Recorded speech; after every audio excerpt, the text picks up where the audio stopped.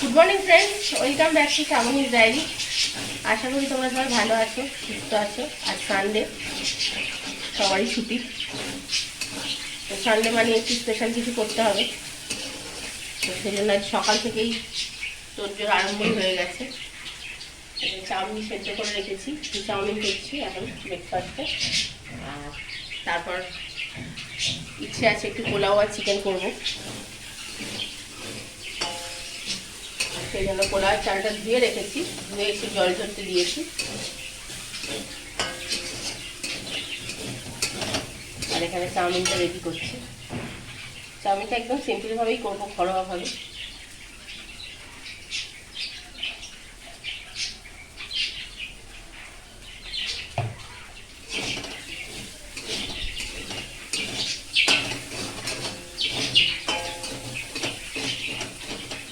মশলাগুলো ভাজা হয়ে গেছে, চাউমিনটা অ্যাড করে দেবো।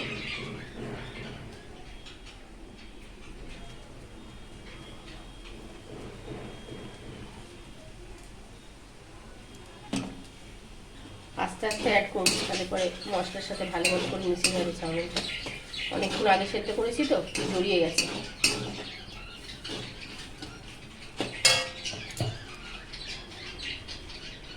অল্প অল্প নুনও দিতে থাকবো।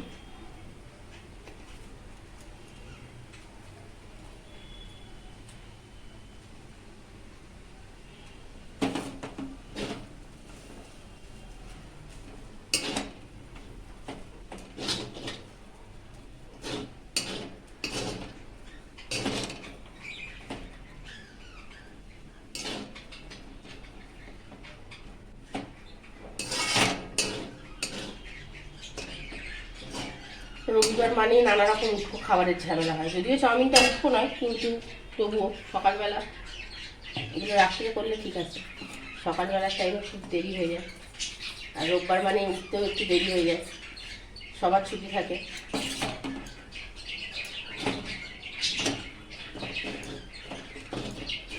চাউমিনটা ভেজে নিই, তারপর কথা বলছি আবার। চাউমিন রেডি হয়ে গেছে, সার্ভ করছি, তুলে নিয়েছি। একটু সস দেবো, তো ও তো খাবে না, এটা ছেলের লঙ্কা দেওয়া। আর বাবা একটুখানি বললো সস দিয়ে দিতে, তো বাবাকে একটু সস দিয়ে দেবো। টমেটো সস নয়, এটা চিলি টমেটো, ওইটাই দিচ্ছি। আর আমারটা এখনো তুলিনি, আগে ওকে দিই ওর ওটস, তারপরে আমারটা রেডি করবো। বুবু নিয়ে যা, বুবু।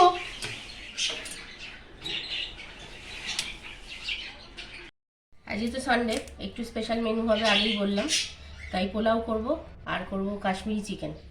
আগে পোলাওটা রেডি করছি। পোলাওর চালটা আগেই ধুয়ে শুকিয়ে রেখেছিলাম, আদা বাটা দিয়েছি। এবার এতে দেবো নুন স্বাদ মতো,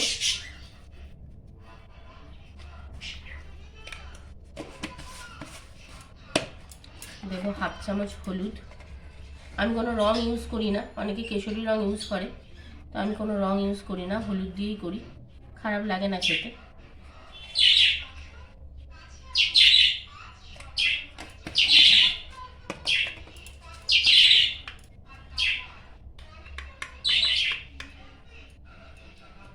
দেবো হাফ চামচ গরম মশলা গুঁড়ো।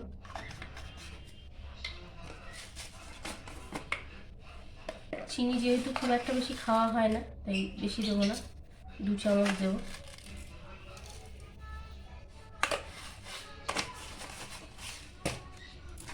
আর দেবো ঘি দেবো 2 চামচ। এবার এটা মেখে রাখবো, মেখে আধ ঘন্টা মতো রেখে দেবো, তারপর বসাবো।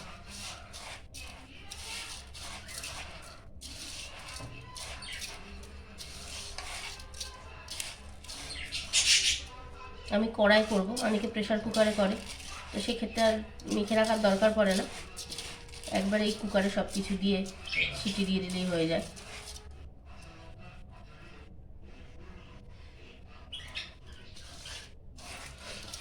আর কাশ্মীরি চিকেন যেটা করব সেটাও খুব সহজ রেসিপি, যখন করব তোমাদের সাথে শেয়ার করব। একদম ঘরোয়া সমস্ত কিছু ইনগ্রিডিয়েন্ট দিয়ে করব।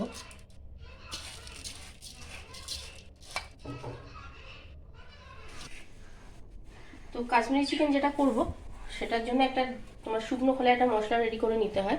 তাতে আমি দিয়েছি মৌরি, গরম মশলা মানে দারচিনি, ছোটো এলাচ, লবঙ্গ, আর আমি আমার মাংস অনুযায়ী যতটা চিকেন নেবো সেই অনুযায়ী দিয়েছি তেজপাতা, শুকনো লঙ্কা, গোলমরিচ। ওটা ঝালটা যে যেমন খাবে, কারণ আলাদা করে এখানে আর কোনো গুঁড়ো লঙ্কা ইউজ হবে না।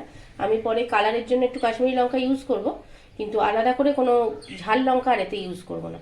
তো এই মশলাটা শুকনো খোলায় ভেজে আমি গুঁড়িয়ে নেব। আর আর এমনি লাগছে, কোনো রকম কিছু মাখিয়ে রাখার দরকার নেই মাংসটায়। পেঁয়াজটা ভাজবো আর আদা রসুনটা বাটবো, সেটাও মাখাবো না। যখন আমি রান্না করতে থাকবো পেঁয়াজ ভাজার পরে আদা রসুনটা ডাইরেক্ট অ্যাড করে দেবো, আলাদা করে ওখানে কিছু মাখিয়ে রাখবো না।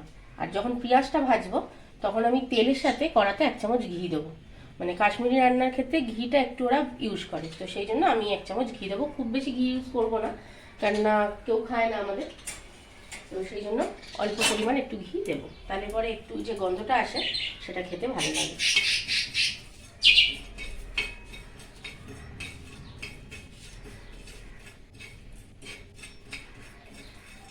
এতে আলাদা করে কোনো রকম জিরে গুঁড়ো, অন্য কোনো রকম মশলা অ্যাড হবে না। শুধু এই যেটা এই ভাজা মশলা করছি, এই ভাজা মশলাটা আর এই টক দই, আমার ঘরে পাতা টক দই আছে, এটা ফেটাতে হবে। বার করে রেখেছি, এখনো ফেটানো হয়নি। ছেলে একটু নাড়ি দিয়ে চলে গেছে, ওটা ফেটিয়ে নেবো, ওটা দেবো রান্নাতে। টমেটো ইউজ করবো না। এইগুলো আমার মাংস অনুযায়ী আমি নিয়েছি, তোমরা যে যেমন চিকেনটা করবে সেই অনুযায়ী তোমরা উপকরণ নেবে।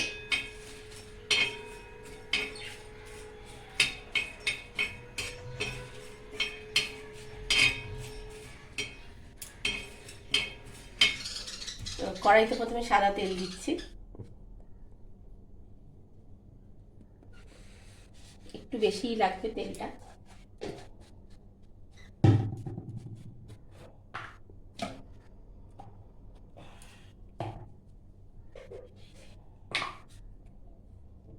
দেবো 1 চামচ ঘি,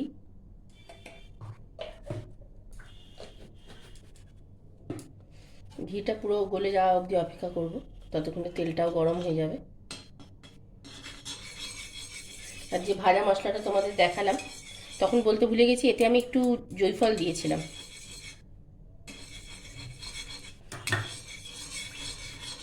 আর এখানে আদা রসুনটাও পেস্ট করে রেখেছি।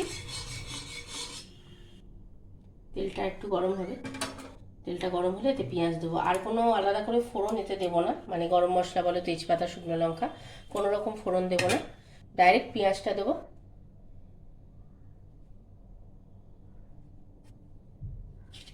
তেলটা গরম হয়ে গেছে,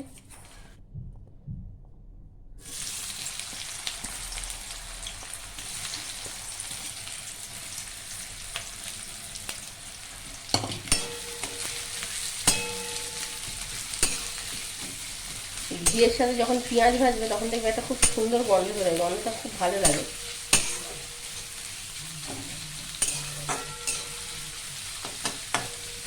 আর ঘি যেহেতু দেওয়া আছে, পেঁয়াজের কালারটা খুব তাড়াতাড়ি চলে আসবে এতে। এতে আমি অল্প করে একটু নুন অ্যাড করে দেবো, তাহলে পেঁয়াজটা তাড়াতাড়ি নরম হয়ে যাবে।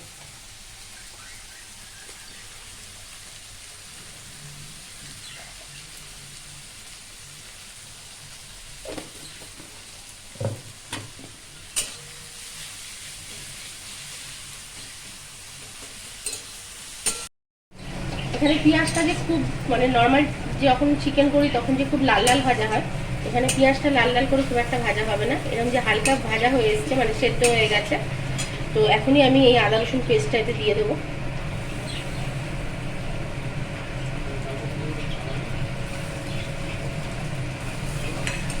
আদা রসুন পেস্টটা দিয়ে আমি একটু ভালো করে এটা আবার কষাবো। তো এর মধ্যে আলাদা করে কোনো মশলা এখানে অ্যাড হবে না। তো যেহেতু আমার চিকেন বাড়িতে আনা থাকে, সেই জন্য আবার একটু হলুদ দেওয়া আছে চিকেনে, তো সেটাও তোমরা নাও ইউজ করতে পারো, না ইউজ করলেও কোনো অসুবিধা নেই। হলুদ ছাড়াও রান্নাটা ভালো হবে, যেহেতু আমার এখানে মাখানো থাকে, যেহেতু আমি একটু রেখে দিয়েছিলাম চিকেনটা, সেই জন্য হলুদ দেওয়া আছে। কিন্তু তোমরা যদি চিকেন এনেই করো তাতে হলুদ না দিলেও ভালো, মানে না দেওয়াই ভালো। কাশ্মীরি রান্না ওরা খুব একটা বেশি হলুদ ইউজ করে না, সেই জন্য বললাম। আবার যদি দিয়ে দাও, কারোর যদি মনে হয় না হলুদ না দিলে কেমন হবে, অল্প একটু হলুদ দিলেও অসুবিধা নেই। তো আমি এটা ভেজে নিই।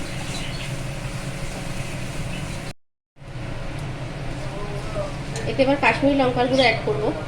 আগেই বললাম যে ঝাল যেটা শুকনো লঙ্কায় হবে সেটাই হবে, তার বেশি আর কিছু দেবো না।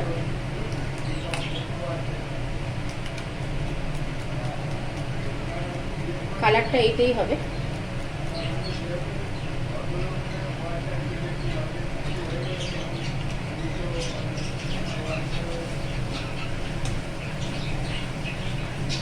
দেখো কালারটা মোটামুটি এরমই হবে, মানে এটা এবার দই দিলে তো আরেকটুখানি কালারটা কমবে, ফাটবে আর কি।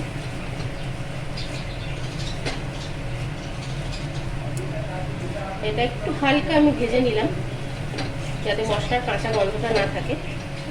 এরপর আমি এখানে চিকেনটা অ্যাড করে দেবো।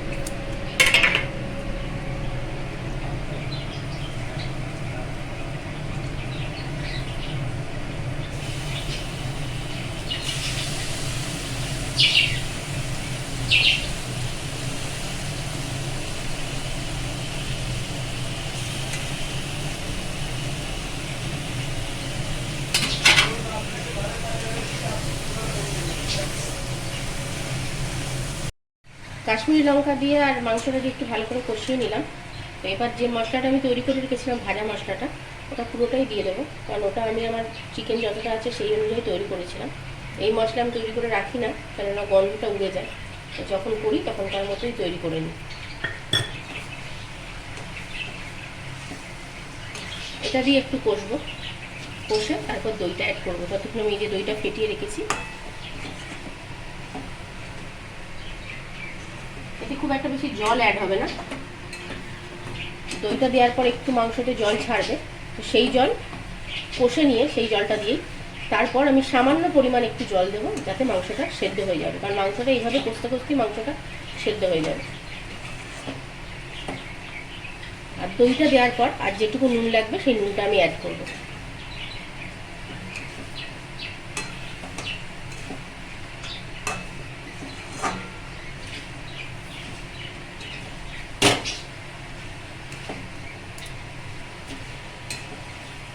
দইটা অ্যাড করে দিচ্ছি।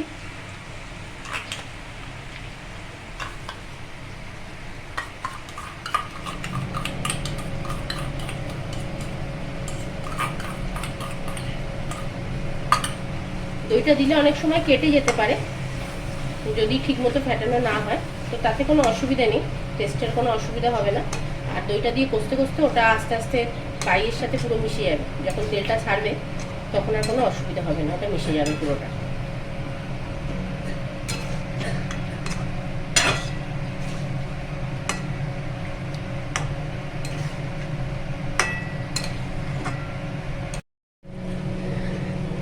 আমার রান্না রেডি মোটামুটি।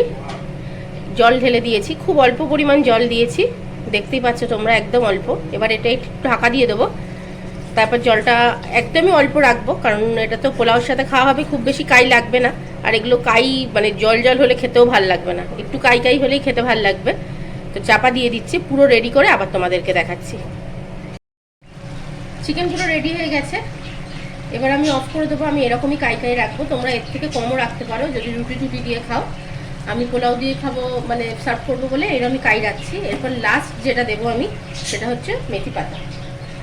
এটা আমি অফ করে দেওয়ার পর দিচ্ছি, যাতে মেথির গন্ধটা থাকে।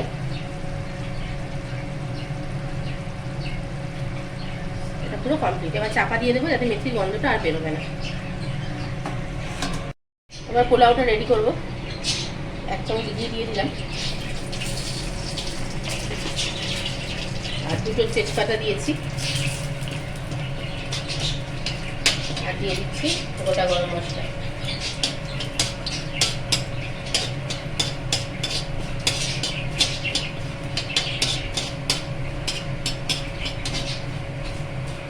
এতে অনেকে সাদা জিরে দেয়, তো আমি দিই না, আমার ভালো লাগে না।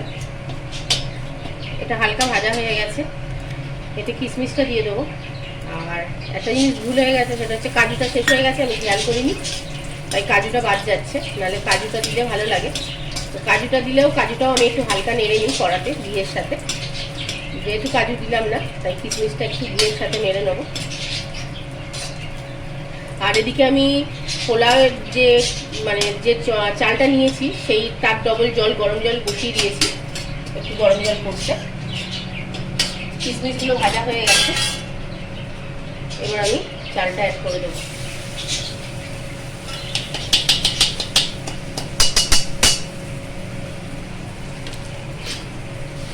চালটা তো আগেই মাখিয়ে রেখেছিলাম, নুন মিষ্টি সব।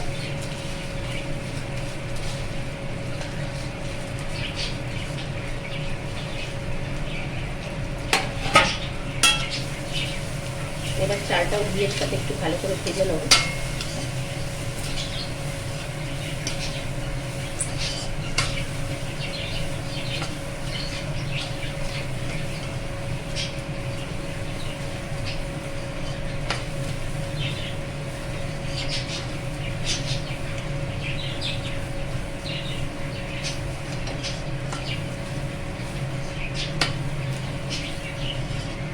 এটা গোবিন্দভোগ চালে হচ্ছে, খুব তাড়াতাড়ি হয়ে যাবে, বেশিক্ষণ সময় লাগে না।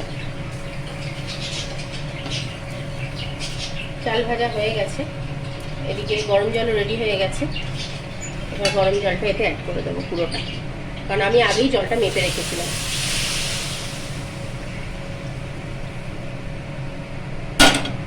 এবার 2-3 মিনিট মতো জোরেই করা থাকবে, এটা ফুটবে, তারপর আমি সিমে করে দেবো।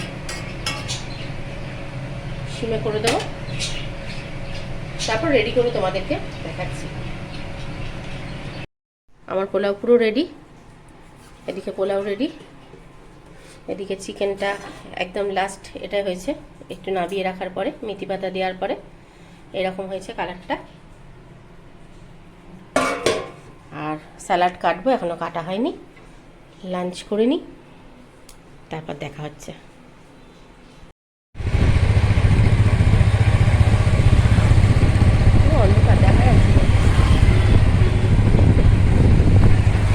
রবিবার বলে একটু ঘুরতে বেরিয়েছি, ছেলে তো বেরোবে না, জানোই ওর এক্সাম চলছে বলে ও বেরোবে না এখন, তো আমরাই বেরোলাম, আমি আরও। এই যে ও বাইক চালাচ্ছে,